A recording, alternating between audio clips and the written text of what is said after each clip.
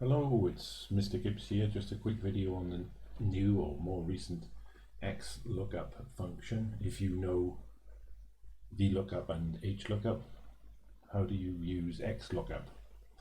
Well, this video will show you how to do it. So let's take a look here at this sheet, which is the VLOOKUP to XLOOKUP.xlsx. If you want to download this, I'll put the link in the description down below. So students get grades depending on the number of points scored. So 0 to 59 gets you a 5, or 60 to 69 gets you a 4, and so on. And based on the points scored in this cell, I need to look down here and get the number from here. Now, doing this, you would usually use a VLOOKUP function. I'll just zoom in here so you can see this in a little bit more detail. And the point score, the number I need to look up is 65, and doing this with VLOOKUP, I've got the function there, VLOOKUP B4, which is this cell, H3 to I7, comma 2, comma true. So if you know VLOOKUP, that should be pretty familiar to you. The formula itself is in there. Just have a quick look at that. So B4 gets looked up in this list, which is H3 to I17 in there, and you use column 2. Okay, so we have the function there, column 2, and true is the value you use for what was known as an approximate match. So how do you do this in XLOOKUP?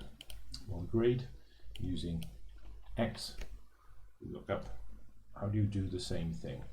Well, here it is, XLOOKUP B4, which is the same thing, 65. Now you need the first column, which is this one, and then the return array, which is the third one, the third mandatory or required parameter is the second column. So these three things must be entered.